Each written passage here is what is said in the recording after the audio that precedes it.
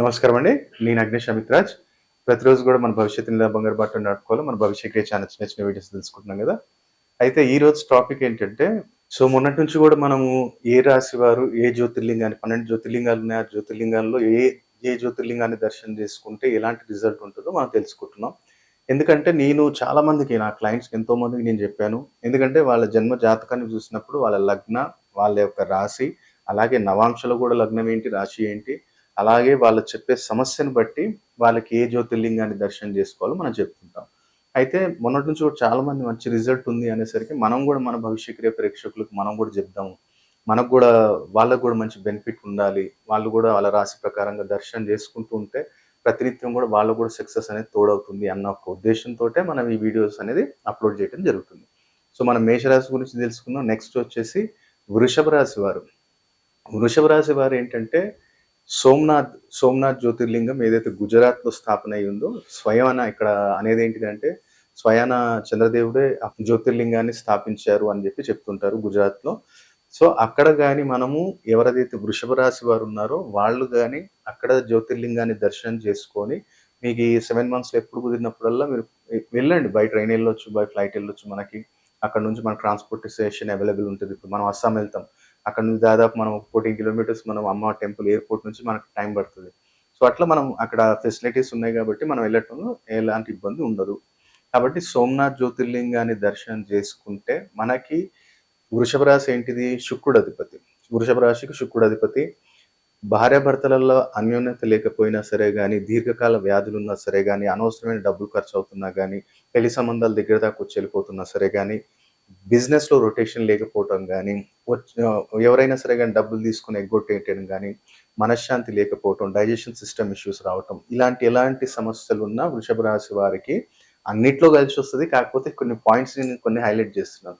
ఇప్పుడు మనకి ఏ సమస్య ఉన్నా సరే గాని, మనం వెళ్ళి ఒక 11 డేస్ ముందు నుంచి సంకల్పం చేసుకొని, మనం ఒక శివన ఓం సోమనాథాయ నమః, ఓం సోమనాథాయ నమః, ఓం సోమనాథాయ నమః అనుకుంటూ ఒక 11 డేస్ మనం సంకల్పం చేసుకొని మన దగ్గరలో ఉన్న శివాలయాన్ని దర్శించుకొని, మనం 11వ రోజు మనం అక్కడికి వెళ్ళగలిగితే చాలా అద్భుతంగా ఉంటది. సోమనాథ్ గుజరాత్‌లో ఉంది.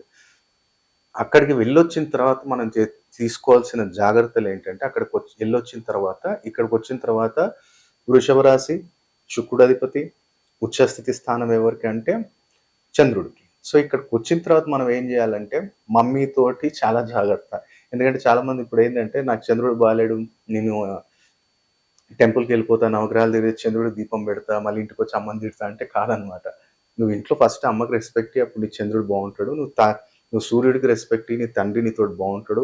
నీ యొక్క కేతువుకి రెస్పెక్ట్ ఇయ్యి. నీ కొడుకు నీ మాట ఇంటాడు. నీ శనికి రెస్పెక్ట్ ఇయ్యి. నీ బాస్ నీ మాట ఇంటాడు. నీ పెదనాన్న నీ మాట ఇంటాడు. కాబట్టి ప్లానెట్స్ అన్ని రిలేటెడ్ టు పర్సన్స్. మనం ఫస్ట్ ఆ పర్సన్‌కి రెస్పెక్ట్ ఇస్తేనే నువ్వేదైనా చేసే పనికి ఆ రెమెడీ కూడా పనిచేస్తుంది. కాబట్టి ఫస్ట్ ఆఫ్ ఆల్ అయితే మమ్మీతోటి మంచిగా జాగ్రత్తగుండాలె. ఇంటి దగ్గర మమ్మీని ప్రేమగా చూసుకోవాలి. ఆమెదేమున్నా రిక్వైర్మెంట్స్ ఏమున్నా అవి మనం తీర్పేస్తుండాలి ఎప్పటికప్పుడు అమ్మకి. అలాగే దాంతో పాటు ఎక్కడికైనా ఏ ముఖ్యమైన పనికి వెళ్తున్నప్పటికీ కూడా అంటే ఎళ్ళొచ్చిన తర్వాత చెప్తున్నాను నేను. ఎళ్ళక ముందు కాదు, ఎళ్ళొచ్చిన తర్వాత. ఎనీ ఇంపార్టెంట్ వర్క్‌కెళ్తున్నావంటే ఒక చిన్నది ఎర్రబట్ట, ఒక క్లాత్ తీసుకో. ఆ క్లాత్‌లో ఏం చేయంటే ఒక 5 లవంగాలు, 5 పసుపు గవ్వలు దాంట్లో పెట్టేసి, నీ మనసులోని కోరిక కోరుకొని, ఈ స్థానం, ఈ ప్లేస్ ఇక్కడ అనాహత చక్రం అంటాం కదా! ఈ ప్లేస్‌లో ఆ యొక్క మూటని ఇట్లా చేతిలో పట్టుకొని నీకు ఏదైతే పని అనుకుంటున్నావో ఆ పని జరగాలి. అక్కడ మంచి మనకి రిజల్ట్ ఉండాలి. ఏ ఆటంకం ఉండొద్దు అని చెప్పి కోరుకొని, దాన్ని ఎక్కడైనా సరే గాని 4 దారుల మధ్యలో వేసేసి ఆ పని మీద నువ్వు వెళ్ళిపో. ఆటోమేటిక్‌గా ఆ పనిలో సక్సెస్ అనేది మనకుంటుంది. దాంతో పాటు రిటర్న్ వచ్చిన తర్వాత ఫిజికల్ హ్యాండిక్యాప్ ఎవరికైనా సరే గాని, నిత్యం నువ్వేదన్నా అన్నదానం అన్నా చేయి, ఫ్రూట్స్ అన్ని ఇయ్యి, లేదంటే ఇంత టిఫిన్ అన్న తినిపిస్తుండు. వాళ్ళకి సేవ చేసుకుంటే చాలా అద్భుతం. ఎందుకంటే ఒక ఒక ప్రకారంగా చూస్తే ఇది రాహువు గూడా ఉచ్చ స్థితి స్థానం. కాబట్టి నువ్వు వాళ్ళకి వికలాంగులకు గాని, మానసిక వికలాంగులకు గాని, mentally retarded and physically handicap ఇద్దరిలో ఎవరికి సేవ చేసుకున్నా సరే గాని అద్భుతంగా నీకు రాహువు గూడా చాలా అద్భుతమైన రిజల్ట్ ఇస్తాడు. ఇంకోటి అక్కడికెళ్ళొచ్చిన తర్వాత ఒక డైరీ మెయింటైన్ చేయటం అలవాటు జేసుకో. నీది ఏ టార్గెట్ ఉన్నా ఈ మంత్‌లో నాకు ఇది ఉంది టార్గెట్, ఇది జరగాలి. ఈ మంత్‌లో నేను అది అనుకుంటున్నాను. లేదా 2 మంత్స్‌లో ఇది అనుకుంటున్నాను. ఒక డైరీ మెయింటైన్ చెయ్యి. ఒక గ్రీన్ కలర్ పెన్ తోటి రాయి. ఆ డైరీని ఏం చేయాలంటే మన ఇంట్లోనే వెస్ట్ సైడు పడమర దిశ సైడు మనం కాంపాస్ పెడితే ఒక 270 డిగ్రీస్ మనకు ఒక పాయింట్ చూపిస్తుంది. ఆ పాయింట్ మార్క్ చేసి అక్కడ షెల్ఫ్ ఉంటే ఆ షెల్ఫ్‌లో పెట్టేసేయి. ప్రతినిత్యం కూడా దాన్ని ముట్టుకుంటుండు. ప్రతిరోజు ముట్టుకొని దాన్ని అదే మనకు ఏదైతే అనుకుంటున్నామో, మనం ఈ మంత్‌లో ఏది కావాలో అది రిపీటెడ్‌లీ మనం అనుకుంటుండాలి మన మనసులో. సో, ఆటోమేటిక్‌గా అది మనం రీచ్ అవుతాం. ఎందుకంటే ఆలోచన అనేది రావు. పెద్దది ఆలోచించి ఏదైనా సరే గాని అనుకో తప్పులేదు. అంటే నీ నీ చేతిలో ఎంతవరకు ఉంది, అది నువ్వు ఎంతవరకు చేయగలుగుతావు. ఇప్పుడు నేను రూ. 1,00,00,000 సంపాదించే అవకాశం ఉందంటే అనుకో. కానీ ఒక జాబ్ చేసేటాయన, బిజినెస్ చేసేటాయన నాకు రూ. 1,00,00,000 సంపాదించే ఆప్షన్ ఉంటది. అదే జాబ్ చేసేటాయనకి అది ఆప్షన్ లేదు. అది కొన్ని సంవత్సరాలు పడతది. సాలరీ ఉంటది గదా! అదే జాబోళ్ళకైతే అదేదో ఒక ట్రేడింగ్ చేస్తున్నామా, నేను బిజినెస్ చేస్తున్నా అందులో ఒక ఆప్షన్ ఉంది. కాబట్టి న్యాయబద్ధంగా ఏదైతే కోరిక ఉందో దాన్ని రాయి. నాకు మంచి ప్రమోషన్ రావాలి, నాకు మంచి గుర్తింపు రావాలి, నా బాస్ దగ్గర ఏదున్నా కోరికే రాయి. అప్పుడు నీకు ఆటోమేటిక్ రిజల్ట్ ఉంటుంది. కాబట్టి వృషభ రాశి వారు సోమనాథ్ దర్శనం చేసుకొని ఈ పరిహారాలు ఫాలో అవ్వండి. తప్పకుండా 2025లో ఫెయిల్యూర్ అనేదే మనకి దరిదాపులు రాదు. సో, నమస్కారం అండి. నేను అగ్నేష్ అమిత్రాజ్. సో, చాలామంది ఏంటంటే 2025లో గాని అదృష్టవంతులుగా మారాలి అనుకుంటే మీకొకటే నేను చెప్పేదేంటంటే, ఒక తాంత్రిక వస్తువులు కలికాలంలో ఏంటంటే కలియుగానికి అధిపతి ఎవరంటే రాహు.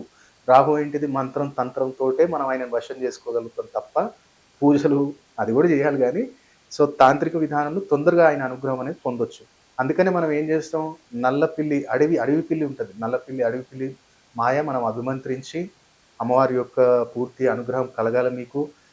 తాంత్రిక పీడలుండొద్దు, నరదృష్టి ఉండొద్దు. ఎక్కడికెళ్ళినా సరే గానీ ప్రతి కార్యంలో విజయం ఉండాలి, వశీకరణం కలగాలి. నా ఇంట్లో ఎవరికి గాని అనారోగ్య సమస్యలు రావద్దు, ఎలాంటి పీడ ఉండొద్దు, నరఘోష ఉండొద్దు, తాంత్రిక పీడ ఉండొద్దు అంటే పిల్లిమాయం ఇంట్లో పెట్టుకోండి. దాన్ని మన దగ్గర సంస్థలో దొరుకుతుంది. మంచి అభిమంత్రించి మీరు పెట్టుకున్నట్టయితే నవగ్రహ దోషాలను కూడా తీసేస్తుంది. అలాగే ఎవరైతే వ్యాపారస్తులు ఉన్నారో వ్యాపారం జరగాలి గురుగారు, మంచి జనాకర్షణ కావాలి, ధనాకర్షణ కావాలి అన్నవారు మన దగ్గర దొరికే జనధనాకర్షణ కిట్ అనేది కూడా మీకు రెడ్ బాక్స్ అంటాం. ఆ జనధనాకర్షణ కిట్ కూడా మీరు పెట్టుకున్నట్టయితే చాలా అద్భుతంగా బిజినెస్‌లో గావచ్చు, జాబ్‌లో గావచ్చు, ఎక్కడైనా ఒక ఆకర్షణ శక్తి పెరుగుతుంది. జనాకర్షణ, ధనాకర్షణ, ధనలాభము, ఆకస్మిక ధనలాభం కూడా లభిస్తుంది.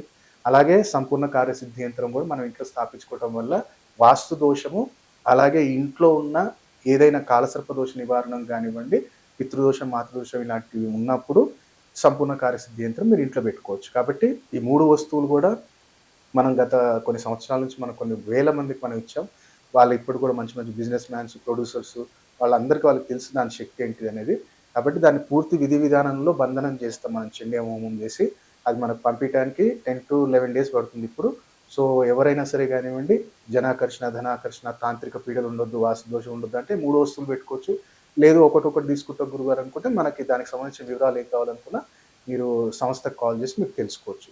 కాబట్టి ప్రతి ఒక్కళ్ళు కూడా ఈ 2025లో ఈ తాంత్రిక వస్తువుల సహాయంతోటి అదృష్టవంతులుగా మారాలని కోరుకుంటున్నాను. సర్వే జనా సుఖినో భవంతు.